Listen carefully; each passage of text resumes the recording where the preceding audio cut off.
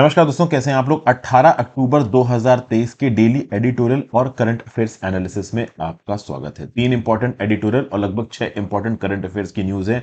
Editorial की एक news और करंट अफेयर्स की एक न्यूज कॉमन है और वो ये है कि सुप्रीम कोर्ट ने सेम सेक्स मैरिज को लीगल रिकॉग्निशन देने से मना कर दिया। देखिए, जो सेम सेक्स कपल्स थे, जो एलजीबीटी कपल्स थे, वो सुप्रीम कोर्ट के सामने बार बार पिटीशन मार के ये बोल रहे थे कि भाई स्पेशल मैरिज एक्ट का जो आप कह लो इन्फ्रेंस है वो कुछ इस प्रकार से होना चाहिए कि स्पेशल मैरिज एक्ट के अंदर जो ट्रांसजेंडर शादियां हैं, जो सेम सेक्स शादियां हैं, उनको भी यहां पे लीगल रिकॉग्निशन मिलना चाहिए। अब देखिए, 3-4 पॉइंट्स हैं यहां पे सेम सेक्स मैरिज वाले मुद्दे में। क्या क्या पॉइंट्स हैं? सबसे पहले तो आपको यहां पे समझने होंगे कि जो कॉन्स्टिट्यूशन बेंच बैठी थी वो थी 5 जजेस की। उसमें एक तो खुद chief justice of India DY Chandrachud साहब थे, एक जस्टिस संजय किशन कौल साहब थे, एक थे जस्टिस एसआर भट्ट, एक थी जस्टिस हिमा कोहली और एक थे जस्टिस पी एस नरसिम्हा। अब इन सारे जस्टिसेस ने यह बोला है कि भाई देखो, ओवरऑल मैरिज के ऊपर नियम कानून बनाना सरकार का प्रेरोगेटिव है। मैरिज से रिलेटेड नियम कानून सरकार बना सकती है, तो कोई फंडामेंटल या अनक्वालिफाइड राइट मैरी करने का यहां पे एग्जिस्ट नहीं करता है और इसमें कोर्ट्स इंटरवीन नहीं कर सकती हैं। तो बेसिकली सेम सेक्स मैरिज का इन्फरेंस कुछ इस प्रकार से, मतलब स्पेशल मैरिज एक्ट का इन्फरेंस कुछ इस प्रकार से दिया जाए कि इस स्पेशल मैरिज एक्ट के अंदर सेम सेक्स शादियां भी रजिस्टर हो सके, ये करने की ताकत केवल लेजिस्लेचर के पास है, यानी कि लोकसभा राज्यसभा के पास है। ये करने की ताकत सुप्रीम कोर्ट के पास नहीं है। तो बेसिकली सुप्रीम कोर्ट की 5 जज की कॉन्स्टिट्यूशन बेंच ने यह बोल दिया कि स्पेशल मैरिज एक्ट के अंदर शादी करने की परमिशन सेम सेक्स मैरिज वाले लोगों को, एलजीबीटी लोगों को, केवल लेजिस्लेचर दे सकता है, केंद्र की सरकार दे सकती है, सुप्रीम कोर्ट नहीं दे सकता। लेकिन यहां पे दोस्तों, कम से कम सेम सेक्स कपल्स को एक लीगली रिकॉग्नाइज्ड सिविल यूनियन तो मानो, क्योंकि अगर इसको एक लीगली रिकॉग्नाइज्ड सिविल यूनियन माना जाएगा तो जो भी गवर्नमेंटल बेनिफिट्स अवेलेबल होते हैं एक मैरिड कपल के पास, वो इन लोगों को अवेलेबल हो जाएंगे। तो दो चीजें हैं यहां पे।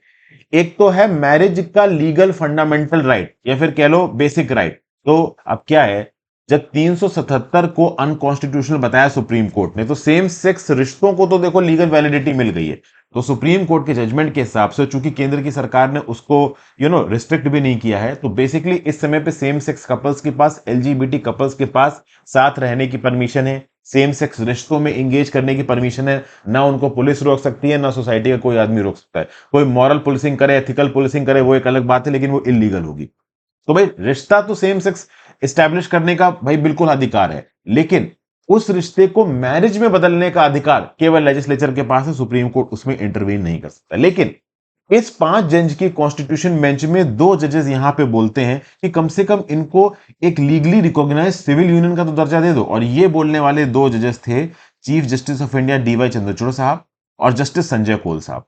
इन्होंने बोला कि भाई चलो ठीक है, इनके पास रिलेशनशिप बनाने का राइट है। अब रिलेशनशिप को मैरिज कहने का राइट भले इनके पास ना हो, वो राइट देने का अधिकार केवल सरकार के पास है। सुप्रीम कोर्ट उसमें कुछ नहीं कर सकता। स्पेशल मैरिज एक्ट के अंदर सेम सेक्स मैरिज रजिस्टर होंगी या नहीं होंगी, यह बताना केवल सरकार यानी कि लेजिस्लेचर की रिस्पॉन्सिबिलिटी है। लेकिन कम से कम अगर एक सिविल यूनियन का आप दर्जा दे देते हो इन सेम सेक्स कपल के लोगों को, ओवरऑल उनको एक लीगल स्टेटस सा मिल जाएगा और उस लीगल स्टेटस के बेसिस पे जो भी बेनिफिट्स प्रोवाइड किए जाते हैं एक लीगल कपल को, एक मैरिड कपल को, वो इनको मिल सकते हैं। तो कम से कम बेनिफिट्स के रिस्पेक्ट से तो यहां पे ओवरऑल इनके रिश्ते को रिकॉग्नाइज किया जा सकता है। एटलीस्ट इसको सिविल यूनियन तो किया बोला ही जा सकता है। ऐसा संजय किशन कौल साहब और chief justice of India DY Chandrachud साहब ने बोला।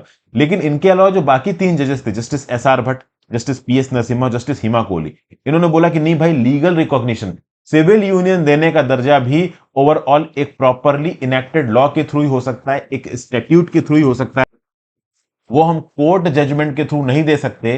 तो भाई सिविल यूनियन बोल सकते हैं कि नहीं बोल सकते हैं लीगली रिकॉग्नाइज्ड लॉ के बेनिफिट्स पाने के लिए, इस बात को लेके 5 में से 2 जज बोल रहे थे कि हाँ भाई बोल सकते हैं और 3 जज बोल रहे थे हाँ भाई नहीं बोल सकते। अगर बोलना है तो प्रॉपर इंस्टीट्यूट के थ्रू बनाए प्रोसेस के थ्रू ही बोला जा सकता है।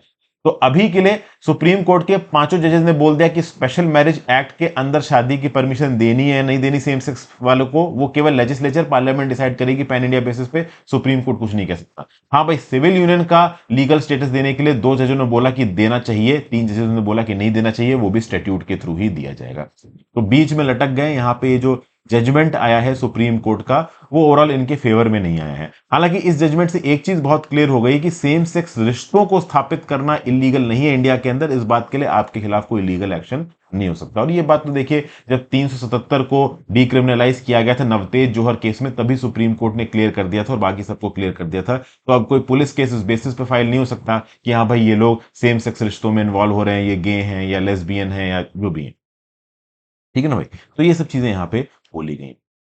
ओके, तो आई होप आपको चीजें यहां पे बहुत हद तक क्लियर हो गई। स्पेशल मैरिज एक्ट के रिस्पेक्ट में जो चेंजेस करने को बोला गया था इन एलजीबीटी कपल के बिहाफ पे पेटिशनर्स के द्वारा सुप्रीम कोर्ट के अंदर, उस रिक्वेस्ट को तो यहां पे यूनानिमसली रिजेक्ट किया है सुप्रीम कोर्ट ने। और दो लोगों की जो बात थी कि कम से कम एक लीगल स्टेटस दे दो इनको सिविल यूनियन का, वो बात भी यहां पे नहीं मानी गई। हालांकि भाई देखिए, कुछ पॉजिटिव स्टेटमेंट्स दिए गए, जैसे कि फॉर एग्जांपल अगर आप देखो तो चीफ जस्टिस ऑफ इंडिया ने बोला कि भाई क्यूरनेस एक नेचुरल फिनोमिना है, ये कोई अर्बन या एलीट फिनोमिना नहीं है। वो अलग बात है कि मैरिज यूनिवर्सल और स्टेटिक नहीं हो सकती, तो मैरिज का अधिकार तो हम नहीं दे सकते, बट कम से कम सिविल यूनियन का अधिकार तो देना ही चाहिए। तो जस्टिस संजय किशोर कौल साहब और डीवाई चंद्रचूड़ साहब ये ओवरऑल एक लीगलाइज्ड स्टेटस सिविल यूनियन का देना चाहते थे इन सेम सेक्स कपल को, बट अनफॉर्चुनेटली वो दे नहीं पाए यहाँ पे।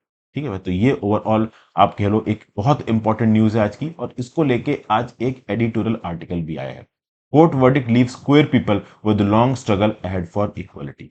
तो सुप्रीम कोर्ट ने एक्चुअली में यहाँ पे रिफ्यूज कर दिया है लीगल रिकॉग्निशन टू मैरिज देने से। सेम सेक्स के बीच में मैरिज को लीगल रिकॉग्निशन देने का अब पूरा का पूरा दारोमदार लेजिस्लेचर के ऊपर आ गया, पार्लियामेंट के ऊपर आ गया। और चूंकि देश हमारा आज के हद तक, आज भी बहुत हद तक आप कह लो बहुत कंजर्वेटिव है अपनी अप्रोच में, तो पार्लियामेंट ऐसा कोई नियम कानून पास करे जिसमें स्पेशल मैरिज एक्ट के अंदर ओवरऑल सेम सेक्स शादी को अलाउ कर दिया जाए, इस बात के चांसेस बहुत कम है।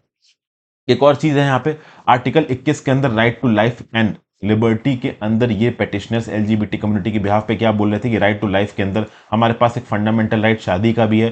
तो फंडामेंटल राइट शादी का वो राइट टू लाइफ आर्टिकल 21 के अंदर नहीं आता। एक इंटरप्रिटेशन यहाँ पे ये भी निकल के आ रहा है। हालांकि सिविल यूनियन बनाने का राइट है ये बोलने की कोशिश कर रहे थे डीवाई चंद्रचूड़ साहब, संजय किशन कौल साहब, लेकिन बाकी 3 जजेस ने इसको होने नहीं दिया। एस रविंद्र भट्ट, हेमा कोहली और पीएस नरसिम्हा दी ने इसको होने नहीं दिया। तो कोई fundamental right to marry exist नहीं करता है। तो भाई राइट टू मैरिज एक फंडामेंटल राइट है, इस बात पे निगेटिव कमेंट मारा ना, हो सकता है इस बार की यूपीएससी के प्रीलिम्स में पूछ दिया जाए कि right to marriage is it a fundamental right, constitutional right, legal right, natural right. तो फंडामेंटल राइट नहीं है, ये बात याद रखो। ठीक है, तो ये एक इंपॉर्टेंट टॉपिक था जिसको हमने डिस्कस किया। फिर भाई न्यूजीलैंड, न्यूजीलैंड में क्या हुआ है कि इलेक्शंस कंडक्ट हुए सैटरडे को, और न्यूजीलैंड में एक राइट विंग पार्टी ताकत में आ गई जिसका नाम है कंजर्वेटिव नेशनल पार्टी, और उसका लिबर्टेरियन अलाई एसीटी। यहां पे कितने वोट्स जीते हैं इस पर्टिकुलर लिबर्टेरियन पार्टी ने, सॉरी नेशनल पार्टी ने? तो नेशनल पार्टी ने वोट जीते हैं 39%। 2020 में इनको 26% वोट मिले थे, 2023 में 39% वोट मिले हैं।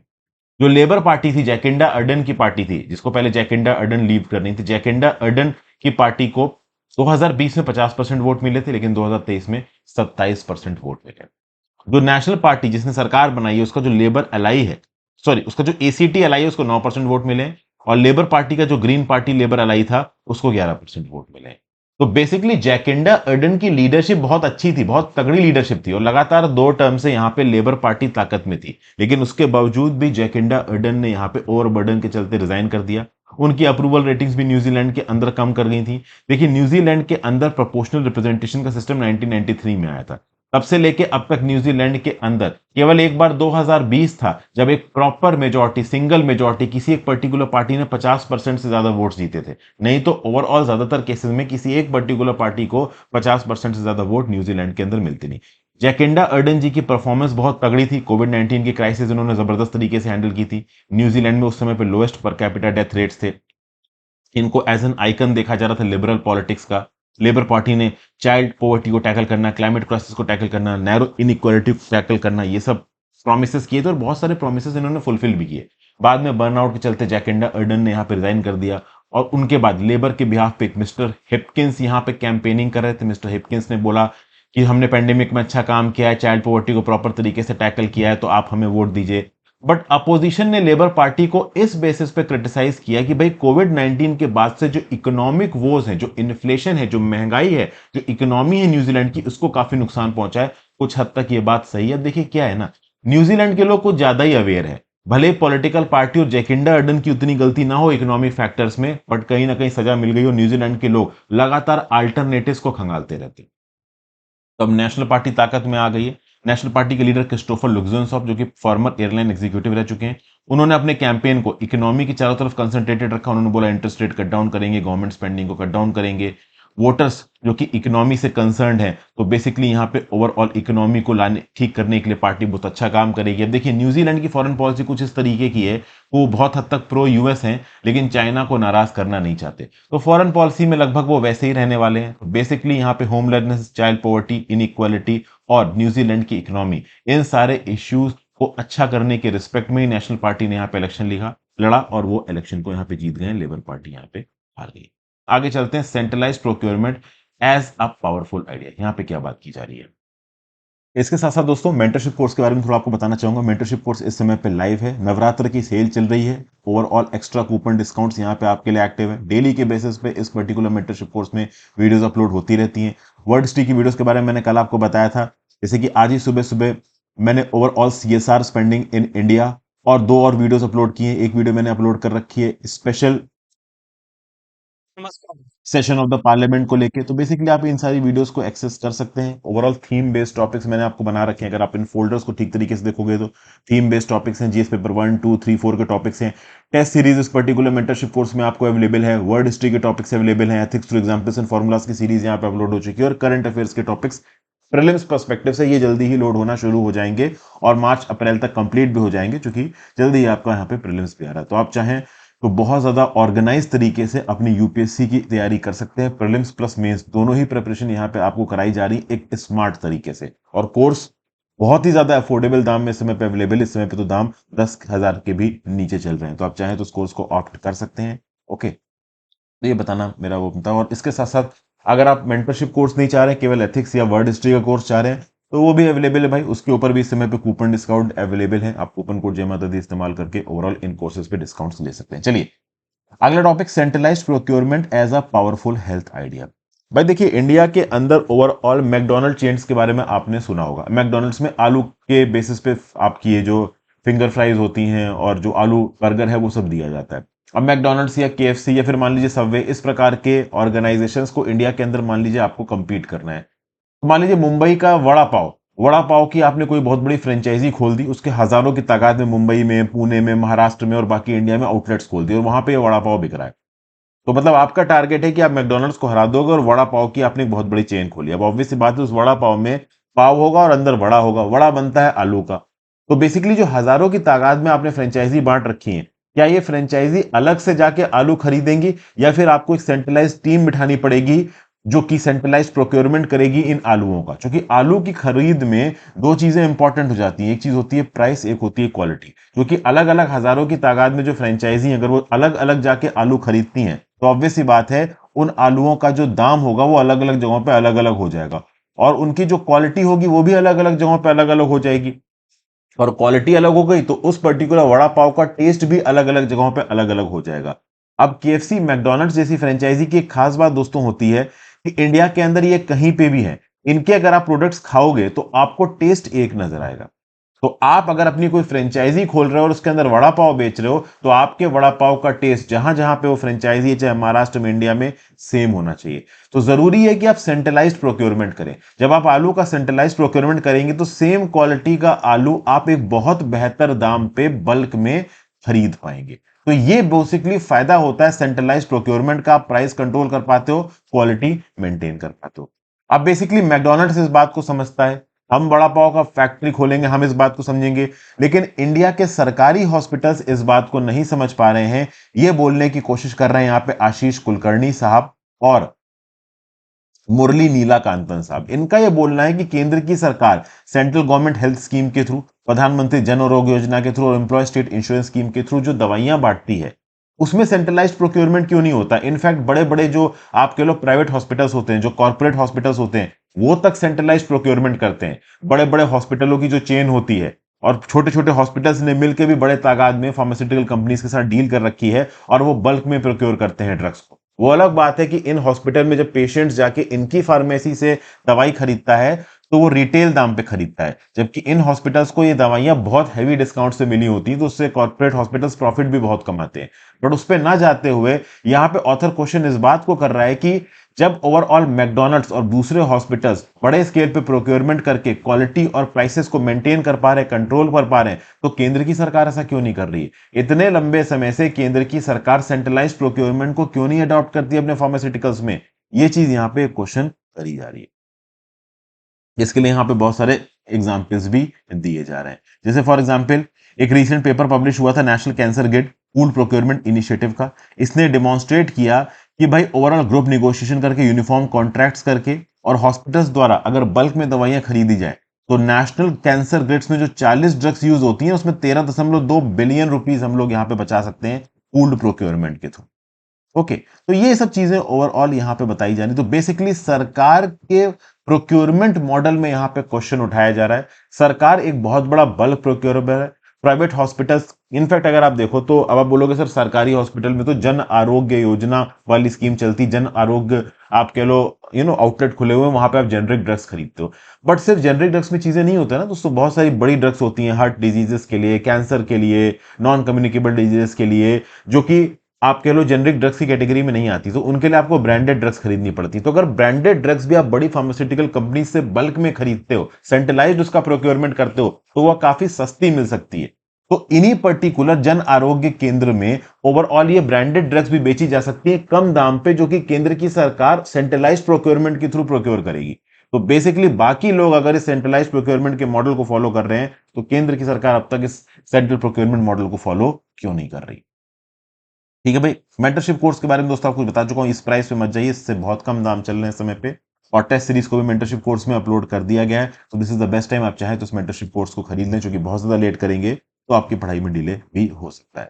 चलिए आ जाते हैं करंट अफेयर्स की न्यूज में। करंट अफेयर्स में जो सेम सेक्स मैरिज वाला मुद्दा है, ये मैं ऑलरेडी आपके साथ डिस्कस कर चुका हूं। एक और मुद्दा यहां पे है भाई, डिफेंस मिनिस्ट्री ने अपने डिपार्टमेंट्स को ये बोला है कि भाई आप all over India selfie point बनाओ।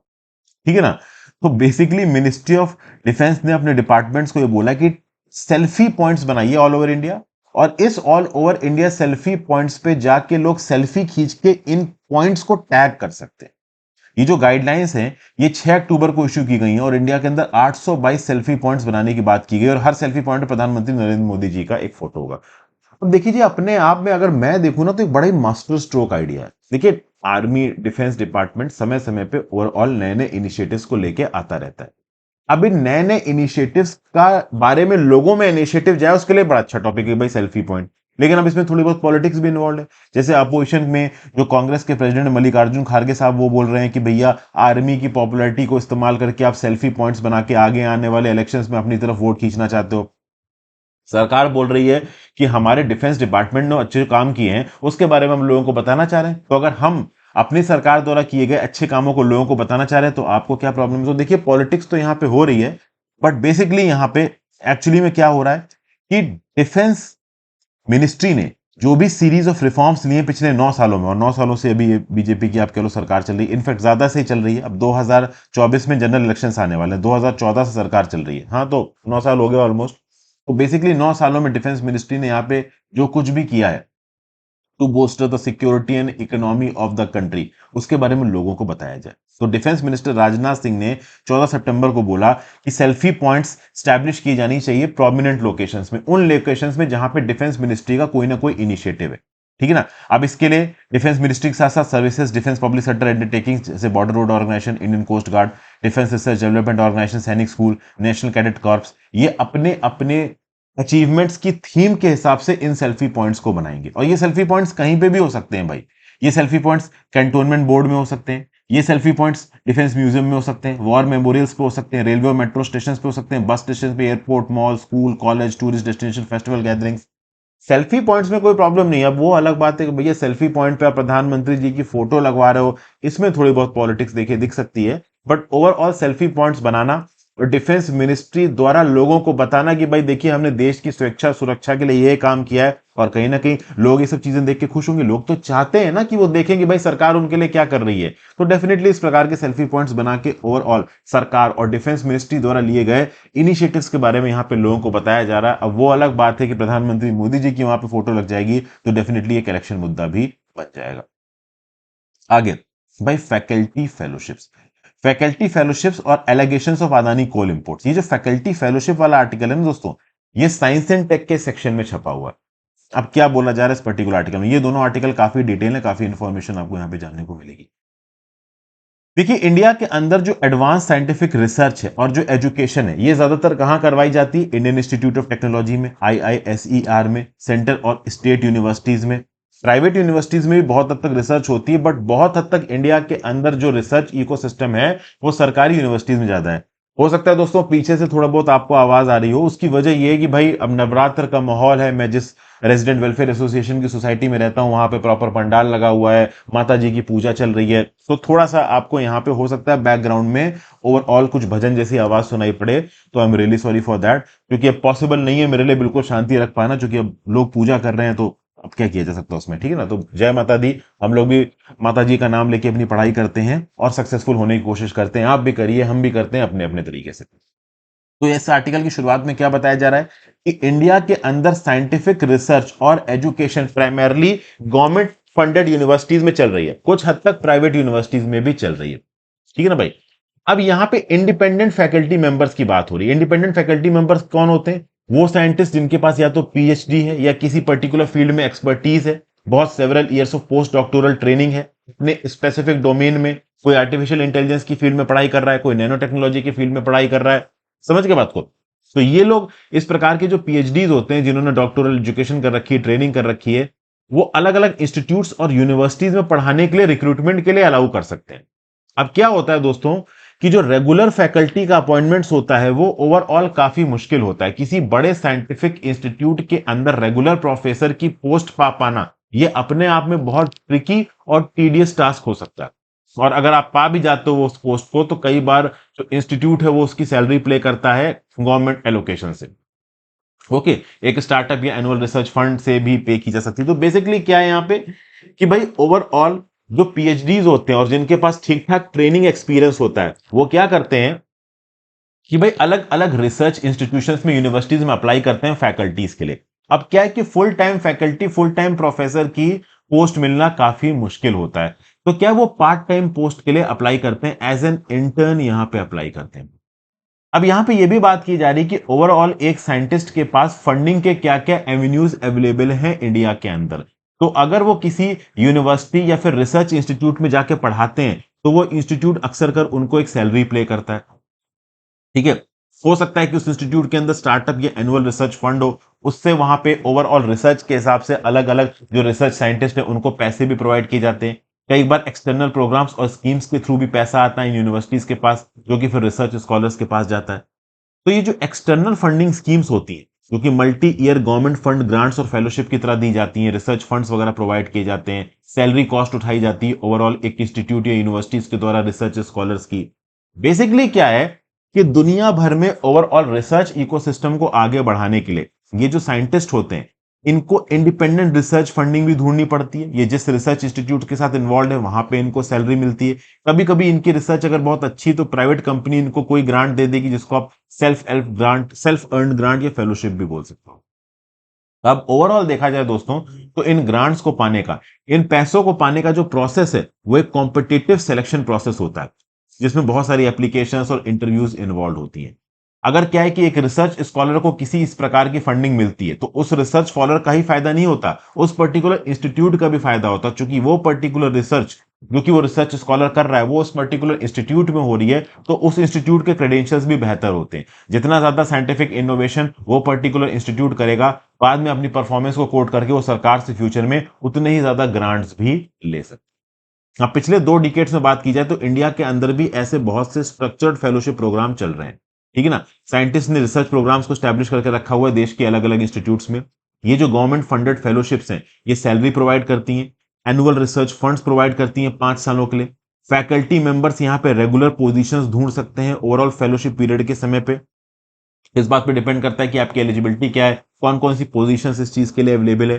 कुछ जो फेलोशिप प्रोग्राम्स है वो फेलोज को इस बात के लिए भी अलाउ करते हैं कि वो फंड को एक बार रिसर्च के लिए ले और बाद में एक प्रॉपर पोजीशन ले लें उस यूनिवर्सिटी में। बहुत सारी जगहों पे और ज्यादातर केसेस में जो रिसर्च स्कॉलर्स होते हैं उनको किसी यूनिवर्सिटी में या फिर उनको किसी कॉलेज में, गवर्नमेंट फंडेड कॉलेज में परमानेंट पोजीशन नहीं मिल पाती।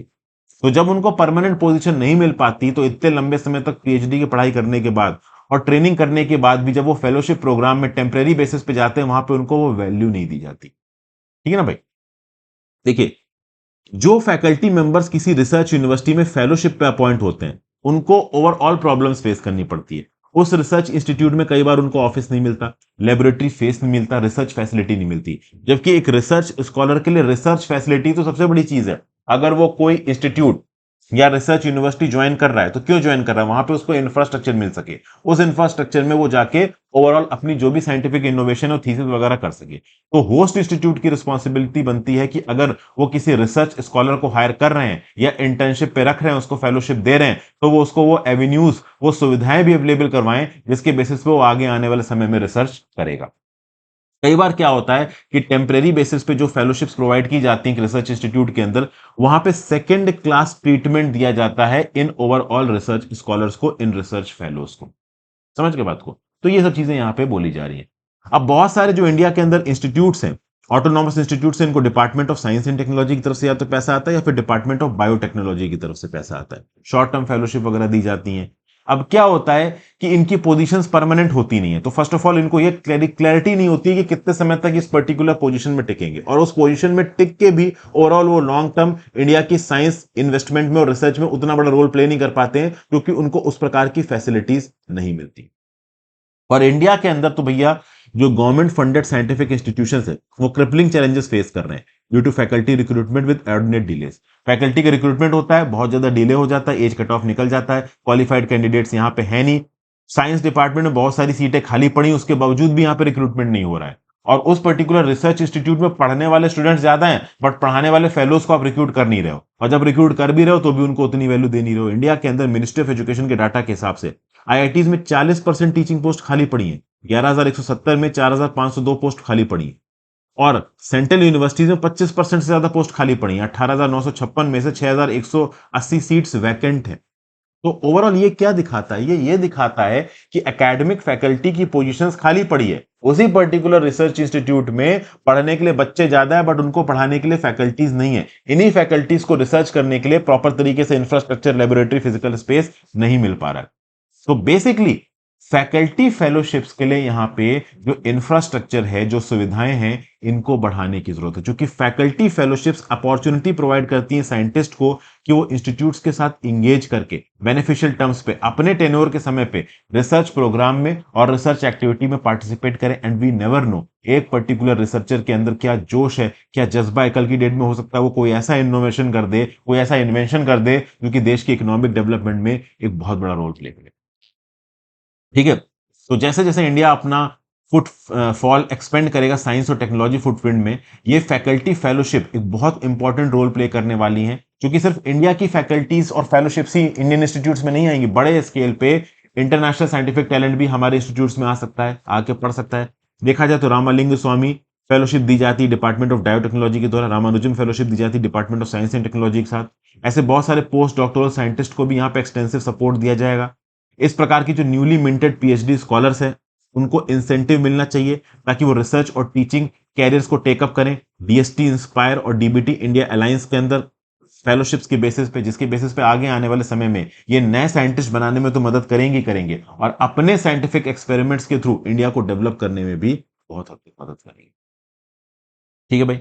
फिर overall allegations on Adani coal import. देखिए, अदानी के ऊपर दोस्तों यहां पे कुछ सीरियस एलिगेशंस लगाए जा रहे हैं।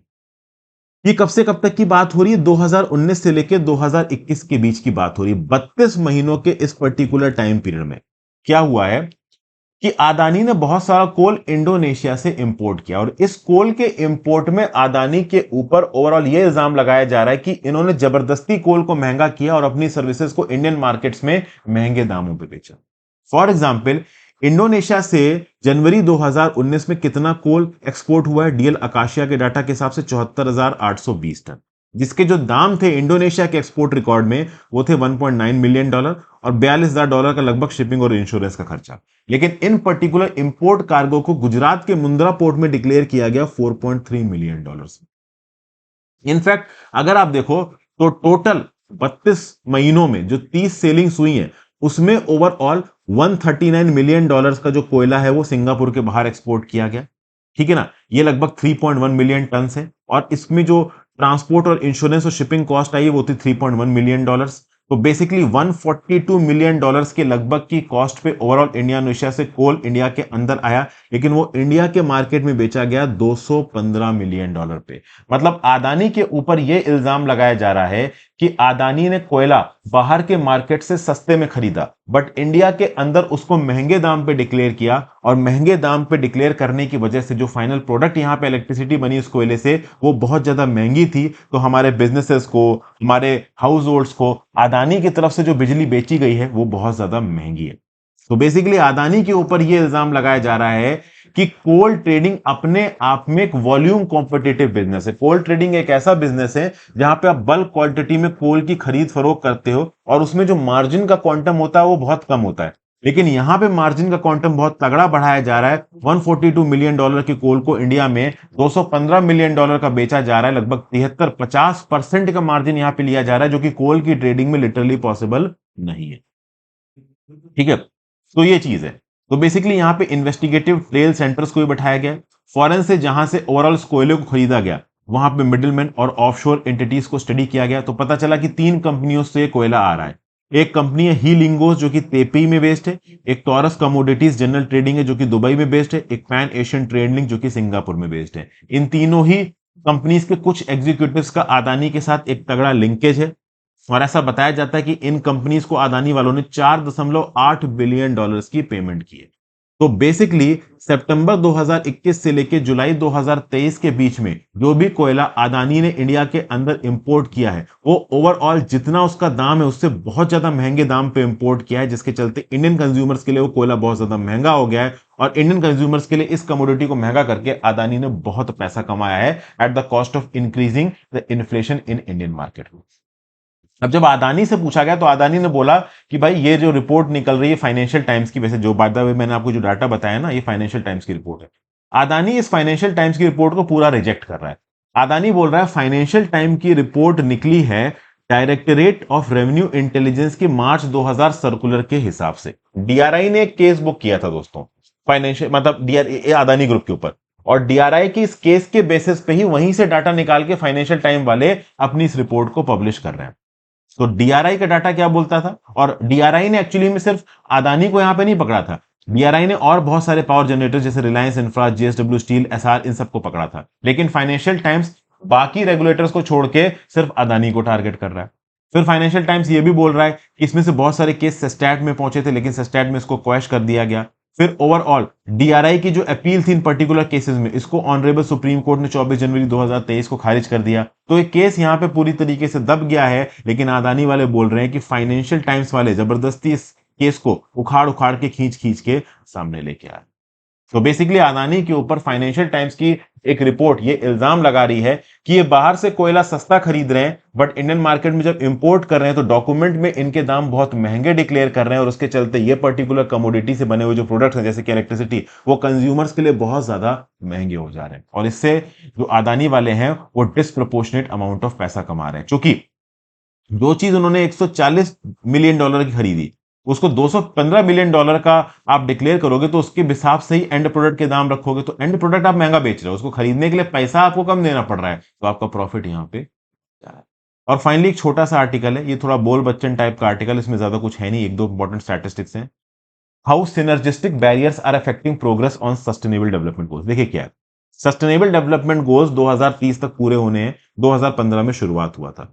अब अभी की करंट रेट से सस्टेनेबल डेवलपमेंट गोल 2030 तक हम कितने पूरे कर पाएंगे, तो 169 टारगेट्स के केवल 15% टारगेट्स ही हम पूरे कर पाएंगे, मतलब हम केवल 17 गोल्स को पूरा कर पाएंगे। इन गोल्स को पूरा करने के लिए $500 बिलियन और वर्ल्ड लीडर्स ने यहां पे ओवरऑल प्रॉमिस किए हैं, प्लेज किए हैं, जब 18 और 19 सितंबर को न्यूयॉर्क में मीटिंग हुई एसडीजी समिट। तो यहां पे एसडीजी समिट में 18-19 सितंबर की मीटिंग में कंट्रीज बोल नहीं करे भाई हम तो सस्टेनेबल डेवलपमेंट पूरा गोल पूरा कर नहीं पा रहे, $500 बिलियन और दो। लेकिन ये $500 बिलियन भी इनफैक्ट शॉर्टफॉल को पूरा नहीं करेंगे। 2023 की एक रिपोर्ट आई है UNCTAD की, United Nations conference on trade and development की, वो ये बोलती है कि अगर सस्टेनेबल डेवलपमेंट गोल्स को डेवलपिंग कंट्रीज में सक्सेसफुल बनाना है तो आपको $4 ट्रिलियन से ज्यादा इन्वेस्ट करने पड़ेंगे। और यहां पे प्लेज कितना कर रहे हो तुम? $500 बिलियन। तो बेसिकली $4 ट्रिलियन का इन्वेस्टमेंट गैप यहां पे देखने को मिल रहा है। तो $4 ट्रिलियन के इन्वेस्टमेंट गैप के लिए $4000 बिलियन दो ना। $500 बिलियन से क्या होगा? तो बेसिकली ओवरऑल प्रेजेंट स्पीड पे हम 2030 तक सस्टेनेबल डेवलपमेंट गोल को पूरा नहीं कर पाएंगे। तो आप इस पर्टिकुलर पॉइंट को नोट में लिख सकते हो कि 2023 की UNCTAD की रिपोर्ट बोलती है कि डेवलपिंग कंट्रीज में एसडीजी के टारगेट्स को पूरा करने के लिए $4 ट्रिलियन का इन्वेस्टमेंट गैप बैंक मतलब गैप है। जबकि ओवरऑल इसको एड्रेस करने के लिए जो सस्टेनेबल डेवलपमेंट गोल का समिट हुआ था न्यूयॉर्क में, केवल $500 बिलियन ही प्लेज किए गए। तो basically international community sustainable development goal को पूरा करने के लिए इनफ अमाउंट ऑफ पैसा प्लेज ही नहीं कर पा रही है। अगर आप एक फंडामेंटल रीडिंग लगाते हो एजेंडा 2030 डॉक्यूमेंट की एसडीजीज की, तो 17 एसडीजीज को पूरा करने के लिए ओवरऑल दुनिया भर में दोस्तों आपको सिनर्जिस्टिक ट्रेड ऑफ्स करने पड़ेंगे। और ओवरऑल ये जो सस्टेनेबल डेवलपमेंट गोल है ना, ये आपस में एक दूसरे के साथ इंटरकनेक्टेड है। एक और बात, ये जो $4 ट्रिलियन का इन्वेस्टमेंट गैप है ना, इसमें $2 ट्रिलियन तो आपको ओवरऑल एनर्जी ट्रांजिशन में डालने पड़ेंगे। मतलब कोल बेस्ड पावर से आप कह लो सोलर एनर्जी या विंड बेस्ड पावर में लेके जाना, तो इस ट्रांजिशन कॉस्ट में ही $2 ट्रिलियन आपको खत्म करने पड़ जाएंगे। तो पॉलिसी मेकिंग प्रोसेस रोबोस्ट होना चाहिए सिनर्जिस्टिक आउटकम्स को लाने के लिए। यहां पे डेवलप्ड कंट्रीज को समझना पड़ेगा कि जब तक डेवलपिंग कंट्रीज में सस्टेनेबल डेवलपमेंट गोल्स पूरी तरीके से फुलफिल नहीं होंगे, तब तक ओवरऑल इंटरनेशनल कम्युनिटी और पूरे जो ग्लोबल टारगेट्स हैं एसडीजी को पूरे करने के, वो कभी पूरे नहीं हो पाएंगे। ये डेवलप्ड कंट्रीज केवल आइसोलेशन में सोचती हैं, अपने बेनिफिट्स के बारे में सोचती हैं। उनको लगता है कि हम ट्रेड ऑफ कर लेंगे, हम ओवरऑल सिनर्जी हटा देंगे डेवलपिंग कंट्रीज के साथ, अपना अपना देखेंगे। लेकिन अपना अपना देख के चीजें आप कभी भी फुलफिल कर नहीं पाओगे, इंटरनेशनल कमिटमेंट्स को कभी भी पूरी तरीके से रिजॉल्व कर नहीं पाओगे। तो ये जो $4 ट्रिलियन का इन्वेस्टमेंट गैप है, जिसमें से $2 ट्रिलियन तो अकेले एनर्जी ट्रांजिशन के लिए चाहिए, और ओवरऑल 18 और 19 सितंबर की न्यूयॉर्क की एसडीजी समिट में केवल $500 बिलियन कमिट किए गए। ये नोट्स में जरूर इनकॉर्पोरेट कर लो। डेफिनेटली ये पर्टिकुलर पॉइंट अगर आप किसी कंटेक्चुअल क्वेश्चन में ठीक तरीके से कोट करते हो, भैया आपको अच्छे खासे नंबर मिल सकते हैं।